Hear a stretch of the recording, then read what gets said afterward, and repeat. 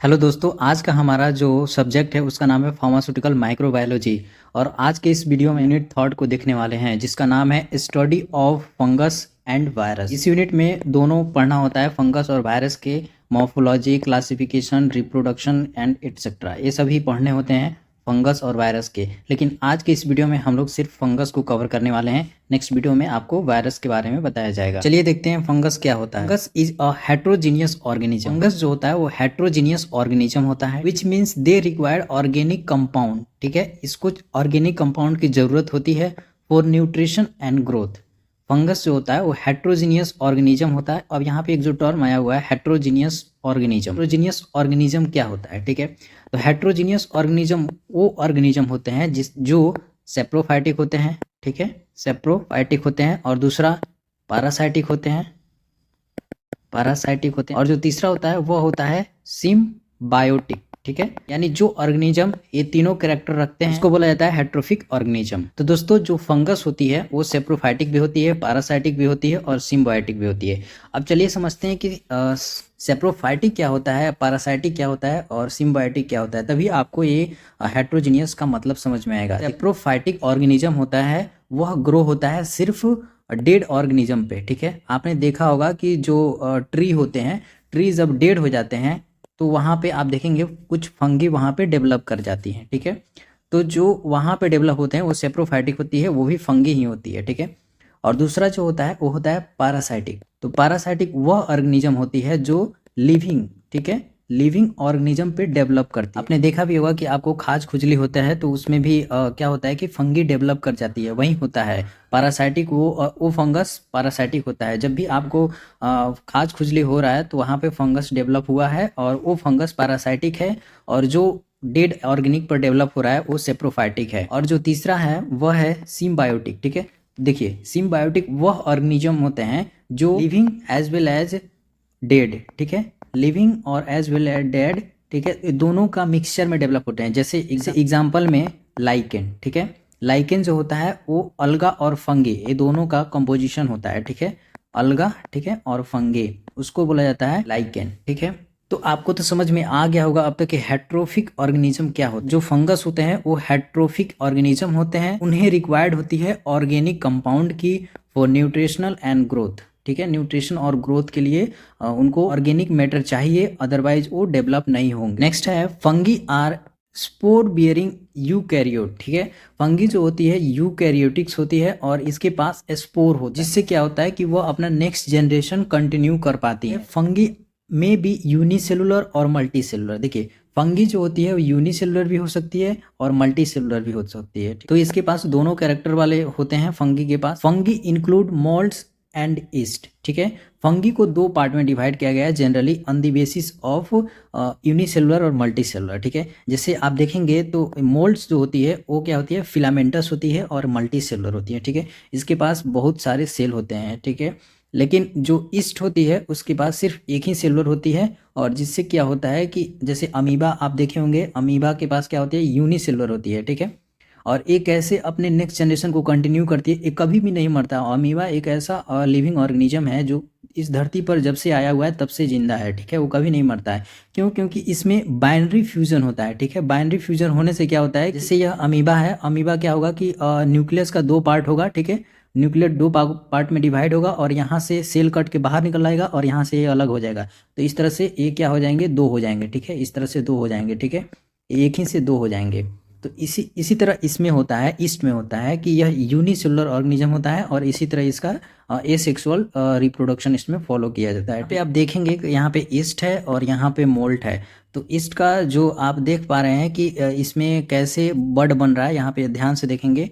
मैं इसको जूम करता हूँ, ठीक है, और आपको दिखाने की कोशिश करता हूँ। तो यहाँ पे अभी आप देखेंगे तो यहाँ पे बॉडिंग हो रहा है। ठीक है, यहाँ पे बड बन रहा है। ठीक है, और यह ईस्ट है, यह रहा मोल्ड जो क्या है, मल्टी सेलुलर है और यह यूनिसेलुलर है। ठीक है, ईस्ट जो होता है यूनिसेलुलर होता है। आपको एग्जाम में ईस्ट और मोल्ड के बारे में पूछा जाता है तो इस बात का ध्यान रखें। ठीक है, और आप इस पिक्चर को भी बना सकते हैं और इसको याद करने के लिए सिंपल तरीका है, मोल्ड मल्टी सेलुलर होता है और ईस्ट यूनिसेलुलर होता है। एम से एम मल्टी सेलुलर, ठीक है, एम से मल्टी सेलुलर और ईस्ट से यूनिसेलुलर। और ईस्ट और मोल्ड दो टाइप है फंगस का। चलिए अब देखते हैं मॉर्फोलॉजी, ठीक है। फंगस का मॉर्फोलॉजी हम लोग देखते हैं। तो yeast cell are generally larger than most of the bacteria. Yeast का जो सेल होता है, ईस्ट तो एक टाइप था फंगस का, ठीक है, जिसका जो सेल टाइप था वो बहुत ही बड़ा था एज कंपेयर टू बैक्टीरिया, ठीक है। बैक्टीरिया जो होते हैं, ठीक है, जो बैक्टीरिया होते हैं उससे ईस्ट का जो साइज होता है वो बड़ा होता है। नेक्स्ट है size of yeast range from 1 to 5 micrometre in width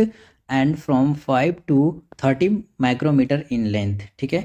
जो ईस्ट का जो साइज होता है 1 to 5 माइक्रोमीटर होता है विड्थ में, ठीक है, और 5 to 10 माइक्रोमीटर होता है लेंथ, ठीक है। लंबाई ये हो गया लेंथ और ये हो गया विड्थ, ठीक है। इसको विड्थ बोला जाता है और इसको लेंथ बोला जाता है, ठीक है। यहाँ पे मॉर्फोलॉजी में आपको 3 से 4 पॉइंट कम से कम आपको आना चाहिए, क्योंकि यह 10 नंबर में भी पूछा जा सकता है यह क्वेश्चन। नेक्स्ट पॉइंट है मॉर्फोलॉजी का, वह है फ्लैजिला और other organelles of locomotion are absent in yeast. तो ईस्ट में क्या होता है, ना ही फ्लैजिला होता है ना ही कोई अदर ऑर्गेनिज्म होता है जिससे वह एक जगह से दूसरे जगह जा सके, ठीक है। एक जगह से दूसरे जगह जाने के लिए इसके पास कोई भी सुविधा नहीं होता है, जिसके चलते जो फंगस है वो एक ही जगह पे रहता है। यह सिर्फ एयर के थ्रू ही ट्रेवल कर सकता है, जिस तरफ एयर जा रहा है उधर जा सकता है, ठीक है।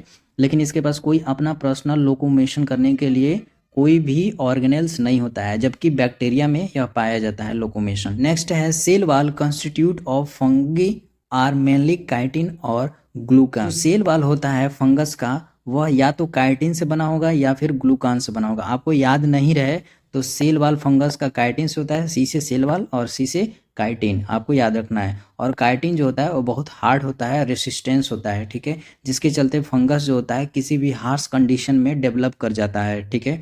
Harsh condition in the sense कि कोई भी ठंडी गर्मी जो भी हो उसमें यह डेवलप कर जाता है, ठीक है। ये बहुत ही स्ट्रॉन्ग होता है। Multicellular fungi are composed of network, ठीक है, और long filamentous branch structure called hypha. देखिए अब तक तो हम लोगों ने पढ़ा था सिर्फ यूनिसेलुलर के बारे में, ठीक है। अब मॉर्फोलॉजी में आपको दोनों लिखना पड़ेगा, यूनिसेलुलर, ठीक है, और मल्टी सेलुलर, क्योंकि फंगी को पढ़े थे कि यूनिसेलुलर और मल्टी सेलुलर में डिवाइड किया गया है 2 पार्ट में। और यूनिसेलुलर का जो पार्ट था वो था ईस्ट, ठीक है, और जो मल्टी सेलुलर का पार्ट था वो था मोल्ड। हम लोग यूनिसेलुलर कवर कर चुके हैं और अब हम लोग देखने वाले हैं मल्टी सेलुलर के बारे में। तो इसमें कहा जा रहा है कि जो मल्टी सेलुलर ऑर्गेनिज्म होते हैं, यानी मल्टी सेलुलर जो फंगी होती हैं, वो network of long filamentous branch structure called Haifa. जैसे कि मैं आपको पीछे करके दिखाऊं, जैसे कि मैं दिखाऊं तो आपको इसको हाइफा बोला जाता है, ठीक है, हाइफा, ठीक है, क्योंकि लॉन्ग फिलामेंटस स्ट्रक्चर इसमें पाया जा रहा है और ये मल्टी सेलुलर ऑर्गेनिज्म है। जैसे आप यहाँ पे मोल्ड्स को देखेंगे तो ये multicellular organism. Hypha often aggregated in a thread like dense network known as mycelium, ठीक है। अब इसमें क्या होता है कि जो हाइफा होता है वो थ्रेड लाइक डेंस नेटवर्क रखता है, जो कि आपको यहाँ पे मैं आपको फोटो में दिखाता हूँ, ज़्यादा क्लियर होगा, ठीक है। तो यहाँ पे आप ध्यान से देखेंगे यहाँ पे तो आपको आपको जो ये फिलामेंटस स्ट्रक्चर था डेंस लाइक जो कवर फिलामेंटस जो कवर कर रहा था उसको बोला जाता है माइसिलियम, ठीक है। ये हो गया हाइफा और ये हो गया माइसिलियम, जो मल्टी सेलुलर ऑर्गेनिज्म में कवर कर रहे थे। और जो यूनिसेलुलर में जो है आपको यहाँ पे देखने को मिल रहा है कि ये बर्ड है, वैक्यूम है और ये ईस्ट है और ये मल्ट है, जिसमें ये हाइफा हो गया, ये माइसिलियम हो गया, ठीक है। अब तक तो आपको फंगी के बारे में नॉलेज तो हो गया होगा कि फंगी क्या होता है, ठीक है।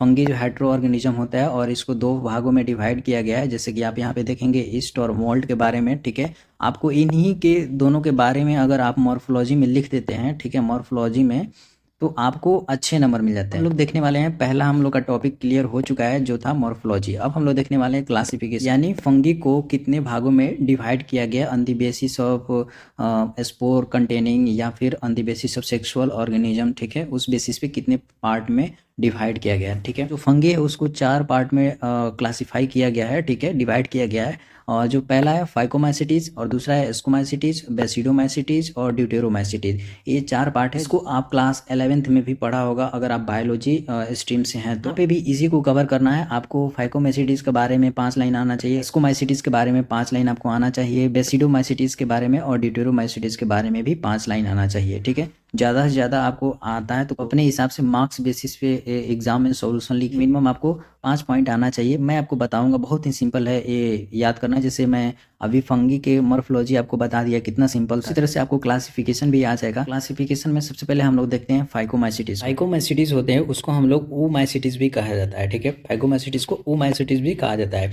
अब ऐसा क्यों कहा जाता है? क्योंकि जो सेक्सुअल रिप्रोडक्शन फॉलो होता है फाइकोमाइसिटिस ऑर्गेनिज्म में, उसके इंड प्रोडक्ट जो होते हैं वो oospore होते हैं, ठीक है। तो आप यहाँ पे पढ़ेंगे तो फाइकोमाइसिटिस आर ऑल्सो कॉल्ड ओमाइसिटिस, ठीक है।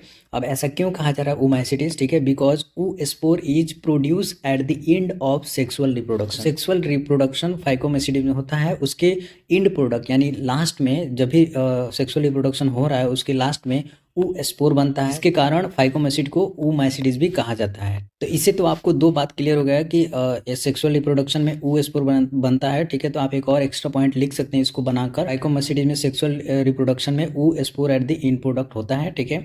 और यह जो होता है वो lower class of true fungi होता है, ठीक है। ये सबसे लोअर क्लास है, they are the lowest class of true fungi, ठीक है। जो एक्चुअल फंगी था उसका सबसे लोएस्ट क्लास था वो था फाइकोमाइसिटिस, ठीक है। इसके बाद से एसिडोमाइसिटिस, बेसिडोमाइसिटिस और ड्यूटेरोमाइसिटिस आया। नेक्स्ट पॉइंट है they include both aquatic as well as terrestrial और फॉर्म। यह पहला क्लासिफिकेशन ऑफ फंगी था जो एक्वस यानी वाटर में भी रहता था और जमीन पर भी ये धीरे धीरे डेवलप करना चालू कर दिया था। यानी वाटर से, ठीक है, वाटर से ये लैंड पर मतलब ट्रेवल करना चालू कर दिया था। अब धीरे धीरे लैंड पर आने लगा था। सबसे पहले जो फंगिस था वो डेवलप हुए थे वाटर में ही, ठीक है। उसके बाद से जो फाइकोमाइसिटिस था वो लैंड पर आना शुरू कर दिया था। They can be saprophyte as well as parasite. जैसे मैं आपको पहले बताया था कि हेट्रोट्रॉफिक जो होते हैं, सेप्रोफाइटिक, पैरासाइटिक और सिम्बायोटिक तीनों होते हैं। तो फाइकोमाइसिटिस है वह सेप्रोफाइटिक था और पैरासाइटिक, ये दोनों था, ठीक है। बट हेट्रोट्रॉफिक में हम लोगों ने पढ़ा था कि सेप्रोफाइटिक, पैरासाइटिक और सिम्बायोटिक तीनों होना चाहिए, ठीक है। इसलिए यहाँ पे इन टर्म को हटा के आप हेट्रोट्रॉपिक नहीं लिख सकते हैं, आपको ये दोनों टर्म लिखना पड़ेगा, ठीक है। फंगस के बारे में आपको 2-3 पॉइंट आता है तो आप इनके क्लासिफिकेशन जो भी है उनके बारे में थोड़ा बहुत फंगस का भी यहाँ पे लिख सकते हैं, तो कोई गलत नहीं होने वाला। नेक्स्ट है wall of hypha is made up of cellulose. Cell wall है हाइफा का, यानी जो भी हाइफा था, जैसे मल्टी सेलुलर में फंगस होते हैं, ठीक है। मल्टी सेलुलर में जो भी ऐसे फंगस होते हैं इसको हाइफा बोला जाता था, ठीक है, और इसको माइसिलियम बोला जाता था, ठीक है। तो ये जो होता है वो हाइफा जो होता है वो सेलुलोज का बना होता है। नेक्स्ट पॉइंट है asexual reproduction take place through the formation of sporangia. इसमें एसेक्सुअल रिप्रोडक्शन जो होता है वह स्पोर के द्वारा होता है, ठीक है, यानी स्पोर के थ्रू होता है। इसमें एसेक्सुअल रिप्रोडक्शन, स्पोर बनते हैं और वो क्या होते हैं, स्पोर डिटैच हो जाते हैं फंगस से और वो फिर नया एक ऑर्गेनिज्म फिर तैयार करते हैं, ठीक है। तो इस तरह से ये सेक्सुअल रिप्रोडक्शन होता है, ठीक है। और सेक्सुअल रिप्रोडक्शन की बात करें तो यहाँ पे सेक्सुअल रिप्रोडक्शन मैंने ऊपर बताया था कि क्यों इसको जेनेसिस बोला जाता है। इसका सेक्सुअल रिप्रोडक्शन की बात करें तो मैं आपको ऊपर बताया था कि इसको क्यों oomaitids बोला जाता है, क्योंकि इसमें ओगोनिया फॉर्मेशन होता है, यानी oospore फॉर्मेशन होता है, ठीक है। तो यहाँ पे sexual reproduction take place through gametangial contact. Sexual reproduction take place through gametangial contact, ठीक है। इसके जो सेक्सुअल रिप्रोडक्शन होता है उसमें जब गैमेट जो होते हैं आपस में कंटेक्ट करते हैं तभी सेक्सुअल रिप्रोडक्शन यहाँ पे होता है, ठीक है। Where the male gametes is transfer from the antheridium, ठीक है। इसमें जो क्या होता है कि मेल जो गैमेट होता है एंथ्रेडियम के थ्रू ट्रांसफर होता है टू द ओगोनियम, ठीक है। यहाँ पे जो फीमेल के पास क्या होता है, ओगोनिया होता है, ठीक है। ओगोनिया होता है, ये होता है फीमेल, ठीक है। और जो मेल होता है उसके पास जो होता है एंथ्रेडियम होता है, ठीक है। और ये एंथ्रेडियम ट्रांसफर होता है ओगोनियम के पास, ठीक है, जिससे क्या होता है सेक्सुअल रिप्रोडक्शन होता है। और यहाँ पे एग्जांपल की बात करूँ तो म्यूकोर और राइजोपॉज यहाँ पे एग्जांपल है। यहाँ पे ये देखेंगे कि छोटा सा एस्पोरेंजियम डेवलप कर रहा है, ठीक है। और एस्पोरेंजियो स्पोर यहाँ पे बाहर नीचे गिरा हुआ है, जिससे क्या होता है फिर से एक नया डेवलप करता है। जैसे आप देखेंगे कि ये मैच्योर हो गया है, ठीक है। मैच्योर होने के बाद क्या होगा, ये फट जाता है, कवर फट जाता है, तो इस तरह से ये बाहर स्पोर इन्वायरमेंट में गिर जाते हैं। अब इसके पास तो कोई मतलब फ्लैजिला नहीं होता है कि एक जगह से दूसरे जगह ट्रेवल कर सके। अब ये क्या होता है एयर के थ्रू जहाँ जितना दूर तक जा सके वहाँ उतना दूर तक जाते हैं। अदरवाइज ये क्या होते हैं कि जस्ट इसके नीचे ही डेवलप करने लगते हैं, क्योंकि यहाँ से जस्ट डी अटैच होके यानी ब्रस्ट होके नीचे ही गिरेंगे। तो यह रहा फाइकोमाइसीट्स। चलिए मैं आपको एक बार और रिवीजन करा देता हूँ। फाइकोमाइसीट्स को ओमाइसीट्स भी बोला जाता है, क्योंकि ये इसका जो ओ स्पोर बनता है सेक्सुअल रिप्रोडक्शन में, ये lower class of true fungi है और यह पानी और जमीन दोनों जगह रहती है, और इसको सेप्रोफाइटिक और पैरासाइटिक भी कहा जाता है। इसका जो हाइफा का सेल वाल होता है वो सेलुलोज का बना होता है, और एसेक्सुअल रिप्रोडक्शन एस्पोरेंजिया स्पोर के थ्रू होता है। ठीक है, फॉर्मेशन ऑफ स्पोरेंजिया, इसमें स्पोरेंजिया बनते हैं, जैसा कि आपने पिक्चर में देखा होगा। सेक्सुअल रिप्रोडक्शन में गैमेट के थ्रू होता है। ठीक है, जिसमें मेल के पास एंथ्रीडियम और फीमेल के पास ओगोनियम होता है। यहाँ पे आपको फाइकोमाइसीट्स यहाँ पे कंप्लीट होता है। अब हम लोग देखने वाले हैं एस्कोमाइसीट्स के बारे में। इसको सैग फंगी भी कहा जाता है। मैं आपको बताऊंगा इसको सैग फंगी क्यों कहा जाता है, थोड़ा आगे पढ़ते हैं तो समझ में आएगा। ठीक है, the mycelium is made up of septate and branch Haifa. ठीक है, इसमें सेप्टेड और ब्रांच हाइफा भी आपको देखने को मिलता है। ठीक है, नीचे यहाँ पिक्चर में आपको देख पा रहे होंगे कि यहाँ पे सेप्टेड और यहाँ पे ब्रांच हाइपा भी मिलता है।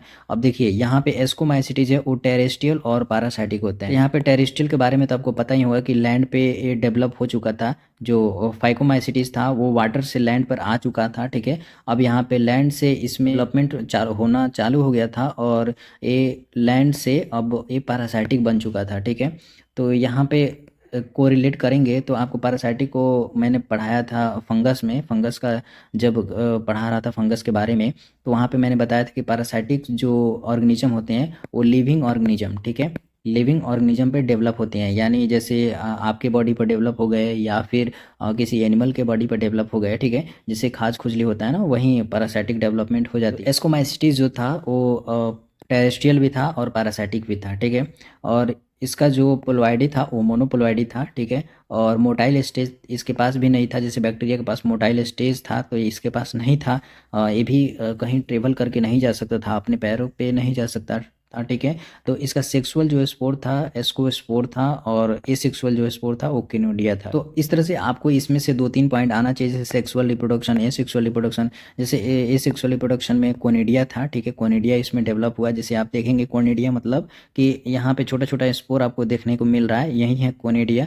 जैसे पिक्चर को मैं और क्लियर करता हूँ यहाँ पे। ठीक है, तो यहाँ पे छोटा छोटा जो स्पोर दिख रहा है यही कोनिडिया होता है। ठीक है, तो ये जो था वो एसेक्सुअल रिप्रोडक्शन इसमें हो रहा है, इसलिए यहाँ पे कोनिडिया डेवलप हो रहा है। ठीक है, और इसमें एक एक्सेप्शन है कि ईस्ट जो होती है रिप्रोड्यूस होती है एसेक्सुअल बाय बॉडिंग। ठीक है, इसमें एसेक्सुअल रिप्रोडक्शन ही होता है लेकिन बॉडिंग के थ्रू होता है ईस्ट में। ठीक है, और ईस्ट जो होती है वो यूनिसेलुलर होती है। आपको मैंने बताया था कि ईस्ट जो होती है यूनिसेलुलर होती है, और इसमें क्या होता है कि एसेक्सुअल रिप्रोडक्शन बॉडिंग के थ्रू होता है। पैथोजेनिक रिलेशनशिप इज फैकल्टेटिव और ओब्लिगेट। ठीक है, पैथोजेनिक जो रिलेशनशिप है वो फैकल्टेटिव भी था और ओब्लिगेट था, यानी एक दूसरे पर निर्भर भी थे और नहीं भी थे। पे एस्कोमाइसीट्स का कुछ एग्जांपल मैं लिया हूँ, एस्परजिलस या और पेनिसिलियम। ठीक है, अब हम लोग नेक्स्ट देखने वाले हैं बेसिडोमाइसीट्स के बारे में।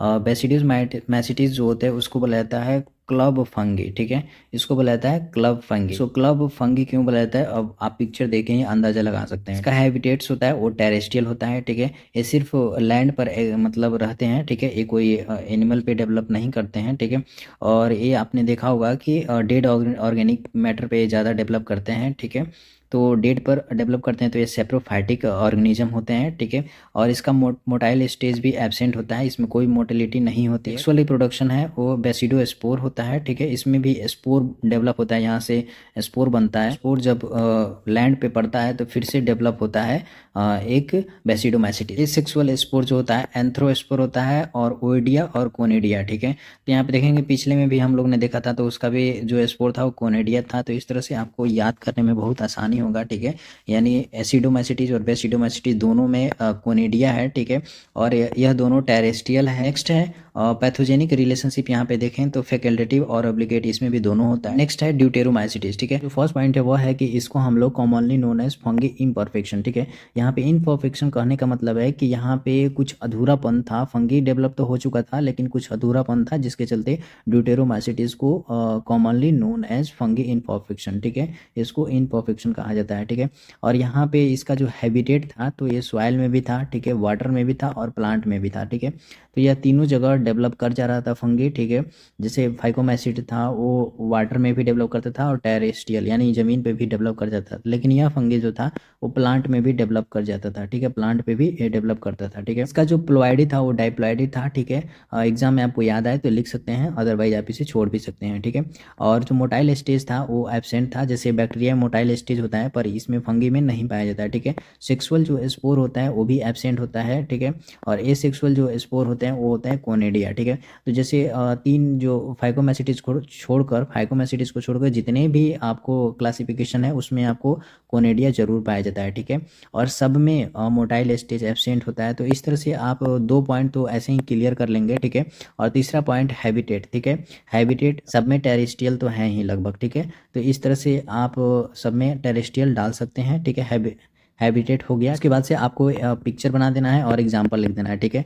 तो इस तरह से 4-5 पॉइंट आप आसानी से सबका क्लासिफिकेशन बिना याद किए, आप यहाँ पे लेक्चर देख लिए हैं तो आपको याद करने की ज़रूरत नहीं है, आप ऐसे ही कवर कर सकते हैं। अब फाइकोमैसिटीज को देखते हैं। पैथोजेनिक रिलेशनशिप जो है इसमें सेप्रोफाइटिक और पैरासाइटिक होता है। सेप्रोफाइटिक और पैरासाइटिक क्या होता है ये मैं आपको बता चुका हूँ, ठीक है। सेप्रोफाइटिक में क्या पाया जाता है और पैरासाइटिक में कब होता है, ठीक है। दोनों टाइप में कब कब क्या होता है, ठीक है। तो दोस्तों अब हम लोग चलने वाले हैं नेक्स्ट टॉपिक पे। यहाँ पे अभी आप देखेंगे तो हम लोग मॉर्फोलॉजी क्लियर कर चुके हैं, क्लासिफिकेशन क्लियर कर चुके हैं, और अब हम लोग का लास्ट जो टॉपिक बचा हुआ है वह है रिप्रोडक्शन, ठीक है। रिप्रोडक्शन फंगी में कैसे होता है उसको हम लोग देखेंगे। तो देखिए यहाँ पे रिप्रोडक्शन 2 तरह का होता है। पहला होता है एसेक्सुअल, ठीक है, आपको पता ही होगा, और दूसरा होता है वो होता है सेक्सुअल। फंगी में आपको दोनों रिप्रोडक्शन देखने को मिल जाएगा, ठीक है।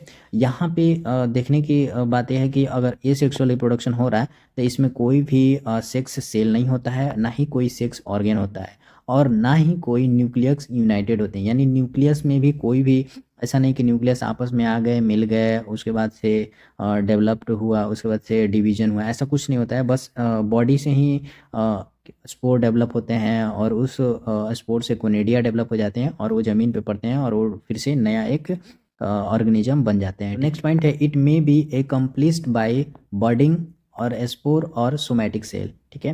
तो इसमें जो होता है इसमें बडिंग के थ्रू होता है, या फिर स्पोर फॉर्मेशन हो, या फिर सोमैटिक सेल हो। देखिए बडिंग मतलब क्या होता है, सपोज कीजिए कि यहाँ पे एक फंगस है, ठीक है, ये फंगस है। अब इसमें से क्या होगा, बडिंग होगा तो यानी ये यहाँ से डी अटैच हो जाएगा, यानी 2 भाग हो जाएगा, ठीक है, क्योंकि यहाँ से डिवीजन चालू होगा, ठीक है। यहाँ से सिकुड़ना, जैसे अमीबा में आपने पढ़ा होगा ना बडिंग होता है, ठीक है। तो वैसे ही होगा, यहाँ से डिटैच होकर बाहर निकल जाएगा, ठीक है। यानी इसी का सेल बाहर निकल जाएगा, 2 पार्ट में डिवाइड होकर, ठीक है।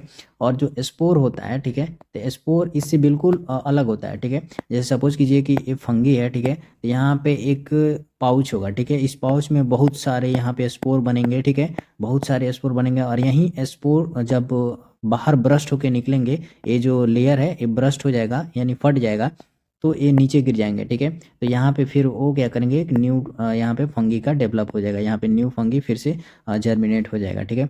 तो यहाँ पे इस तरह से 2 पॉइंट आपको क्लियर हो गया होगा, बडिंग और स्पोर, ठीक है। अब तीसरा होता है सोमैटिक सेल। सोमैटिक सेल मतलब क्या होता है कि जैसे सपोज कीजिए कि यहाँ पे कोई फंगी है, ठीक है, यहाँ पे कोई फंगी है, ठीक है। इसमें से क्या होगा कि ये वाला स्किन यहाँ से डेवलप होगा और यहाँ से डी अटैच हो जाएगा, यहाँ से डी अटैच हो जाएगा। मैं कोई और कलर लेके दिखाता हूँ, यहाँ से डी अटैच हो जाएगा, और ये जो पार्ट है, ठीक है, ये पार्ट है वो ज़मीन पर गिर जाएगा, और फिर यही जो पार्ट है रीजनरेट करके फिर से ये एक फंगी का निर्माण कर लेता है। तो इस तरह से 3 तरह का एसेक्सुअल रिप्रोडक्शन पाया जाता है इसमें। पहला होता है बडिंग, दूसरा होता है स्पोरो, और तीसरा होता है सोमैटिक। नेक्स्ट पॉइंट है spore formation disjoining of hypha is called as fragmentation. जैसे मैंने आपको दिखाया था ना कि जैसे सपोज कीजिए कि ये फंगस है, ठीक है, तो इसमें क्या होगा कि कोई बॉडी पार्ट, जैसे मान लीजिए कि यहाँ से एक इसका पार्ट है, ठीक है, तो यहाँ से क्या हुआ कि डी अटैच हो गया, ठीक है, यहाँ से डी अटैच हो गया, तो ये क्या होगा, पार्ट जमीन पर गिर जाएगा। जमीन पर गिरेगा तो फिर से नया एक यहाँ पे फंगस का डेवलपमेंट हो जाएगा, यानी यहाँ पे डिसजॉइन हो जाता है, हाइफा कॉल्ड एज फ्रेगमेंटेशन, ठीक है। उसमें क्या होता है, फ्रेगमेंटेशन हो जाता है। पॉइंट है फ्यूजन ऑफ सोमैटिक सेल, ठीक है। और देखिए इसमें क्या होता है कि एसेक्सुअल रिप्रोडक्शन में जो बॉडिंग अपने पढ़ ही लिया और फॉर्मेंटेशन पढ़ लिया, ठीक है। उसके बाद से क्या होता है कि सोमैटिक सेल में क्या होता है, फ्यूजन होता है। यहाँ पे सोमैटिक सेल है, जैसे सपोज कीजिए कि एक सेल है, इसमें कोई भी सेक्स सेल नहीं है, ठीक है। जैसे बॉडी सेल है, जैसे आपका नाखून का सेल हो गया, या फिर आपका उंगली का सेल हो गया, अगर आपका उंगली का सेल अगर ज़मीन पर गिर जाए तो क्या एक लिविंग ऑर्गेनिज्म का डेवलपमेंट होगा? बिल्कुल नहीं होगा, ठीक है। लेकिन फंगस में क्या होता है कि अगर उसका नाखून का भी, अगर उसके पास नाखून नहीं होता है, इन द सेंस मतलब कि मैं आपको बता रहा हूँ कि सेक्स सेल ना होने के बाद भी अगर वो ज़मीन पे पड़ता है तो फेवरेबल कंडीशन आते ही वह फिर से एक नया ऑर्गेनिज्म डेवलप हो जाता है, ठीक है। एक नया जो प्लांट है वो डेवलप हो जाता है, ठीक है। फंगस का जो प्लांट है वो डेवलप हो जाता है। नेक्स्ट टॉपिक है वह है सेक्सुअल रिप्रोडक्शन, ठीक है। अब हम लोग देखने वाले हैं सेक्सुअल रिप्रोडक्शन के बारे में, ठीक है। अब हम लोग एसेक्सुअल के बारे में जान चुके हैं और सेक्सुअल रिप्रोडक्शन में आपको फर्स्ट पॉइंट है वह है ड्यूरिंग दिस प्रोसेस, ठीक है, the genetic material from two parents, ठीक है, सेल इज फ्यूज टू। इस प्रोसेस में genetics material from two parents, ठीक है, जैसे सपोज कीजिए कि मेल फंगी है और यहाँ पे फीमेल फंगी है, ठीक है, ये फीमेल और ए मेल, ठीक है। तो जब तक ये दोनों अटैच नहीं होंगे तो यहाँ पे कोई भी यहाँ पे सेल डेवलप नहीं होगा, ठीक है, और फिर नया ऑर्गेनिज्म नहीं डेवलप करेंगे। तो ये फीमेल और मेल दोनों आपस में आके अटैच हो जाते हैं, ठीक है, और इसमें न्यूक्लियस का जो भी अटैचमेंट हो जाता है, ठीक है, उसके बाद से फिर से डेवलप करते हैं, ठीक है। ये तो आपने रिप्रोडक्शन में पढ़ा भी होगा। There are 3 stage of sexual reproduction, और इसमें जो होता है वो 3 स्टेज फॉलो किया जाता है सेक्सुअल रिप्रोडक्शन। पहला होता है प्लाज्मोगेमी, ठीक है, दूसरा होता है कैरियोगेमी और तीसरा होता है मियोसिस, ठीक है। प्लाज्मोगेमी में क्या होता है? Fusion of two protoplasmic by joining two cell. इसमें क्या होता है कि मेल और फीमेल दोनों आपस में जुड़ जाते हैं, ठीक है। और कैरियोगेमी में क्या होता है? फ्यूजन ऑफ हैप्लॉइड न्यूक्लियस, ठीक है। इसमें क्या होता है कि जब ये आपस में जुड़ जाएंगे। तो दोस्तों चलिए मैं आपको सेक्सुअल रिप्रोडक्शन का ये जो तीनों पॉइंट है वो मैं आपको पिक्चर के थ्रू क्लियर करता हूँ, ठीक है। तो यहाँ पे जस्ट सपोज कीजिए कि प्लाज्मोगेमी है, ठीक है, पहला हमारा प्लाज्मोगेमी है। तो प्लाज्मोगेमी कब होगा? जस्ट सपोज कीजिए कि यहाँ पे एक मेल गैमेट है, ठीक है, और एक यहाँ पे फीमेल गैमेट है, ठीक है, फीमेल गैमेट है, ये मेल गैमेट है, ठीक है। तो एक इसमें क्या होगा कि प्लाज्मोगेमी होगा, यानी पहला पॉइंट इसमें प्लाज्मोगेमी होगा। प्लाज्मोगेमी होने के बाद ये दोनों क्या होंगे कि गैमेट आपस में आएंगे, क्लोज आएंगे, ठीक है। तो यहाँ पे दोनों गैमेट आपस में आ चुके हैं, ठीक है।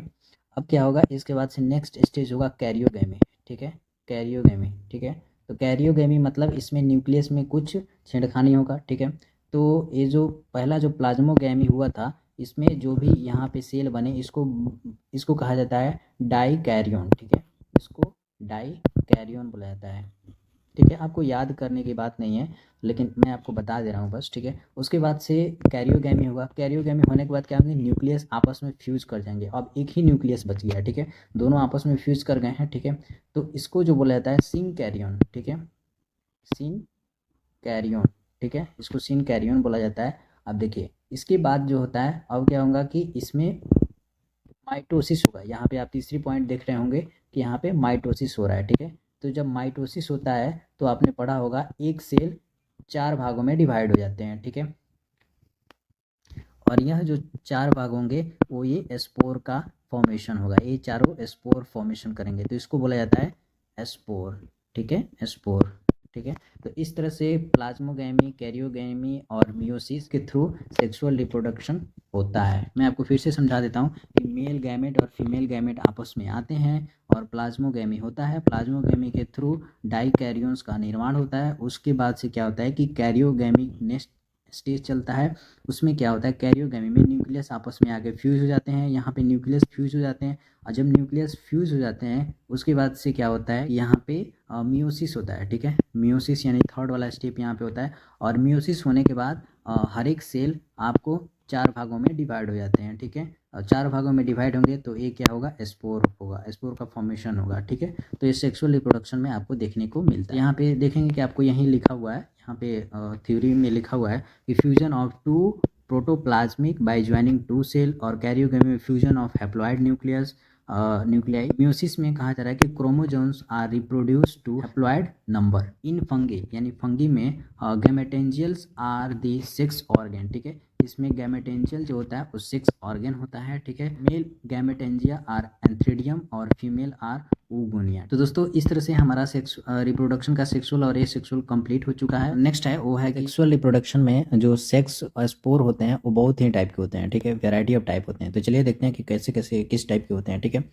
तो spore is a single cell spore, ठीक है। एस्को स्पोर जो होती है वो सिंगल सेल स्पोर होते हैं जिसमें सिर्फ सिंगल सेल होते हैं, ठीक है। Produced in sac called ascus, ठीक है, जो प्रोड्यूस होते हैं सैक में, ठीक है, जिसको हम लोग एस्कस कहा जाता है। जैसे मैं आपको बताया था कि जैसे सपोज कीजिए कि फंगस है, फंगस के अंदर अगर सेक्सुअल रिप्रोडक्शन होता है तो इसके अंदर बहुत सारे म्यूसिस होंगे, तो म्यूसिस के चलते यहाँ पे बहुत सारे यहाँ पे स्पोर डेवलप कर जाएंगे, ठीक है। तो यही जो था एस्कस स्पोर था, जो सैक था, इसको वो सैक बोला जाता है, ठीक है। Single cell basidiospore are found in basidium shape structure called basidia, ठीक है। जो सिंगल सेल बेसिडियोस्पोर जो होते हैं, ठीक है, उसमें पाया जाता है, उसको बोला जाता है बेसिडिया, ठीक है। नेक्स्ट पॉइंट है zygospore zygosporangia are the result of fusion of two sexual compatible hypha, ठीक है। इसमें क्या होता है कि जाइगोस्पोर और जाइगोस्पोरेंजिया तभी बनते हैं जब दो सेक्सुअल कंपेटिबल हाइफा जब फ्यूज करते हैं तब बनते हैं, ठीक है। और गैमेटोजिया, ठीक है, या फिर आपको गैमेटोजिया जब दो सेक्सुअल ऑर्गेन आपस में फ्यूज करते हैं तो जाइगोस्पोर या फिर जाइगोस्पोरेंजिया का डेवलपमेंट होता है। They are large thick walled and spore, ठीक है। और ये क्या होते हैं, बहुत ही बड़ा और बहुत ही मोटा यानी थिक होते हैं, ठीक है, और वाल्ड स्पोर होते हैं, ठीक है, जो कवर्ड होते हैं स्पोर, ठीक है, और बहुत बड़े और लार्ज होते हैं। By fertilizing oospheres with male gametes spores from thin oogonia, ठीक है। इसमें क्या होता है कि फर्टिलाइजेशन में मेल गैमेट, ठीक है, और फीमेल गैमेट ऊ स्पोर विथ स्पोरेंजियम, ठीक है, जो फॉर्मेशन करता है वो उगोनिया का, ठीक है। यानी जब मेल और फीमेल, ठीक है, मेल गैमेट और फीमेल गैमेट जब आपस में मिलते हैं तो उसको ओगोनिया बोला जाता है, ठीक है। और इसमें आपको स्पोर बोला जाता है, ठीक है, इसमें बेसिडियम बोला जाता है, ठीक है। जैसे मैं यहाँ पे कोई और कलर से यहाँ पे इंडिकेट करता हूँ, जैसे कि आप देखेंगे तो यहाँ पे ओगोनियम बोला जा रहा है, यहाँ पे स्पोर बोला जा रहा है, ठीक है, यहाँ पे बेसिडियम बोला जा रहा है, ठीक है। तो इस तरह से डिफरेंट डिफरेंट नाम से, जैसे यहाँ पे एस्कस बोला जा रहा है, ठीक है।